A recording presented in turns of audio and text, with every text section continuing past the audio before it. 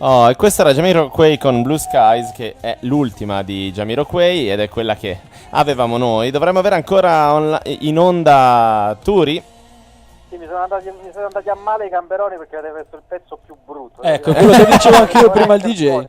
Cioè a me di Giamiro mi piacciono i pezzi ritmati, no? Quelle ballad noiose che mi ammorbono gli zatteri. E io sono tra l'altro completamente d'accordo con te. E quindi dopo verrà sodomizzato il nostro DJ. DJ Goffredo verrà preso a sculacciate come una sana pecorina. Sì, purtroppo non possiamo tirargli i capelli. Non volgare questa radio, perché la ragazza come si chiama che parla? Consuelo. Tra l'altro non so come farà a Consuelo, sei sculacciare. volgare, modera il linguaggio per favore. No, per favore, Consuelo. Mi farò sculacciare anch'io. Sì, basta che ti levi i tatuaggi. Allora, non ho tatuaggi. No, abbiamo domande dalla bacheca? Ah, scusa, sì, prego. Marco ci chiede, chiedete a Turi cosa pensa degli assalti frontali e se secondo lui il rap italiano dovrebbe essere un po' più di protesta. No, guarda, il rap, il discorso che facevamo prima, caro Marco, il rap è il rap, l'hip hop è l'hip hop. Io non faccio rap, io faccio hip hop e quindi di conseguenza l'elemento politico ci può essere, come in qualsiasi altra situazione. C'è anche Guccini, faceva musica, però applicava politica alla sua musica, ed è André.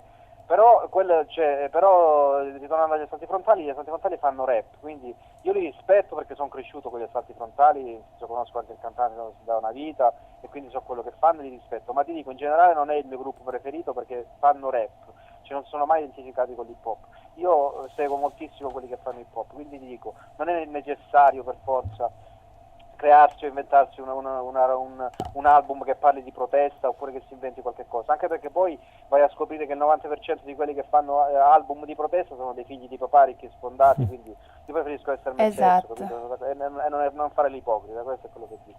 Io ho una domanda invece, progetti futuri? Sto lavorando all'album nuovo, se tutto va bene il singolo dovrebbe uscire prima dell'estate e l'album dopo dell'estate. Benissimo. Invece date, dov'è che ci si può trovare in giro? Allora, le prossime date, per quelle che mi ricordo adesso, sono il 26 di questo mese a Parma, poi ne ho un'altra in Calabria il 22 aprile, poi ne ho un'altra a Cremona e dovrebbe essere il 30 di aprile.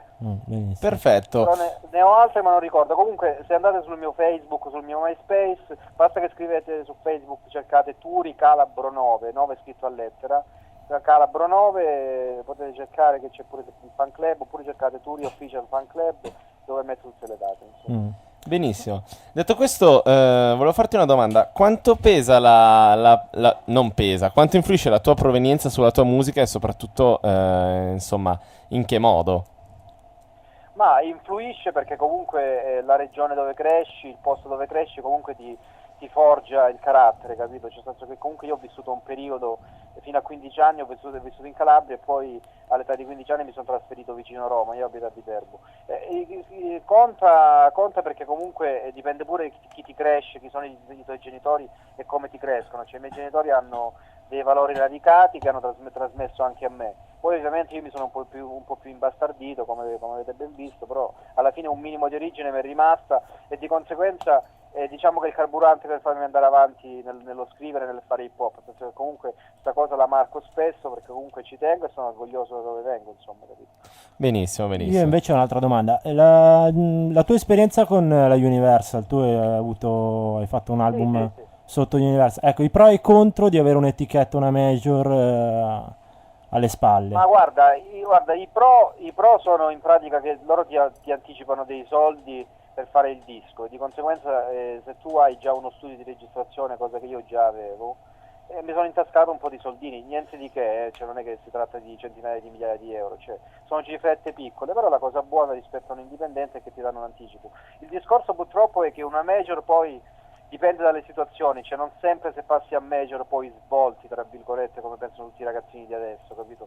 Cioè dipende da un sacco di fattori. Io per esempio sono stato sfortunato perché al di là di tutto sono uscito in un periodo dove era già uscito Fabri Fibra, esatto. erano già usciti 1000 artisti e di conseguenza le radio, le tv, alle radio e alle tv poco interessava, capito? Poi dipende pure da altri fattori. Comunque ti dico, i pro è sto fatto qui, nel senso che comunque un minimo di guadagno lo hai iniziale. I contro sono purtroppo che di conseguenza loro hanno delle grosse aspettative su di te, e magari se lavorano male al tuo progetto, come hanno fatto con me, nel senso che non sanno dove indirizzarti, alla fine non traggono guadagni e tu neanche trai dei vantaggi, capito? Infatti io ho scelto di andare via da loro perché comunque non mi trovavo bene e adesso faccio dischi da indipendente e grazie a Dio ho i miei fan che comprano i miei dischi, ho i miei concerti e vivo a campo di questo. Benissimo. E un consiglio invece ai ragazzini di cui parlavi adesso?